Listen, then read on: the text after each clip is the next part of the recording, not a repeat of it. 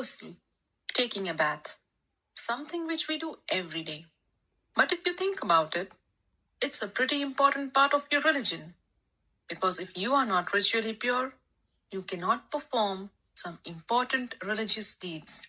And how much time and effort you put into learning the correct manner of ghusl, and how consciously and how well you perform the ghusl, shows your concern for the way you stand before Allah. Because al-ghuslu amana bayna al-abdi wa bayna rabbihi. Ghusl is a trust between you and your Rabb. And we really can't emphasize the importance of ghusl enough. In this series, we will begin the discussion with the obligatory ghusl, which will be helpful to you when you are in a hurry or if there is not enough time to take a complete ghusl. Next, I will take you step by step through the etiquettes of the complete ghusl, where we will discuss the sunnah acts of ghusl. And finally, in the next video, we will answer some frequently asked questions about ghusl. Alhamdulillah, all the information and answers are taken from the writings and fatwa of the scholars. So let's begin. There are two kinds of ritual impurities, the minor impurity and the major impurity, which occurs as a result of janabah, haid, or nifas. To achieve tahara from the minor impurity, you only need to renew your wudu, ablution, whereas in the case of major impurity, you need to take a ghusl. And ghusl can be taken in two ways. A complete ghusl with all the sunnahs of the Prophet, and a partial or a sufficient ghusl, which means only doing what is obligatory to free yourself from the ritual impurity. So what are these obligatory acts of ghusl? A beforehand niyyah, intention that you are taking this bath to purify yourself from the major ritual impurity. Rinsing your mouth and nose and letting water run over your entire body at least once.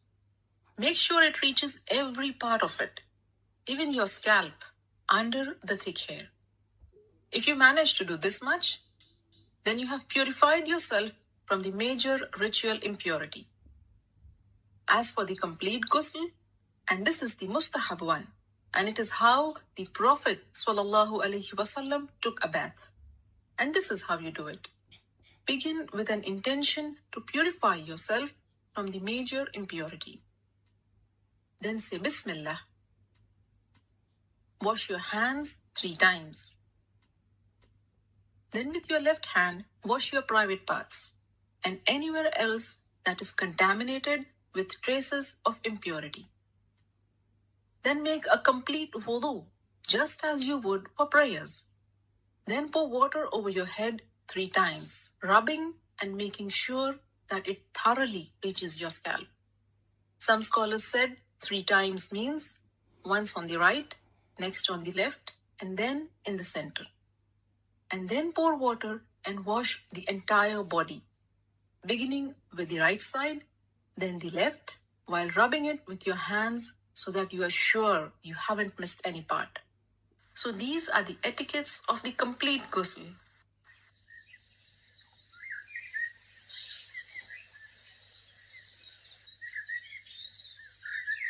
Ghusl essentially means letting water run over every part of your body.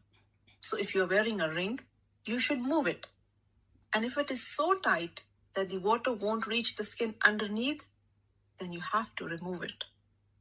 Cosmetic items which form a barrier and prevent the water from reaching your skin must also be taken off. In a narration of Maymuna radiallahu ta'ala anha, it is mentioned that the Prophet sallallahu alaihi wasallam moved away from the spot where he had been taking ghusl, and then he washed his feet. Sheikh Ibn al-Uthaymeen rahimahullah explained that what is apparent from the various narrations is that the Prophet washed his feet after ghusl only when there was a need. Like if the floor is made of dirt, and if the feet are not washed, they will remain soiled. So you may want to wash your feet after ghusl if there is a need. With this, you are now well informed about the how-to of the perfect ghusl. For more how-to guides, subscribe to the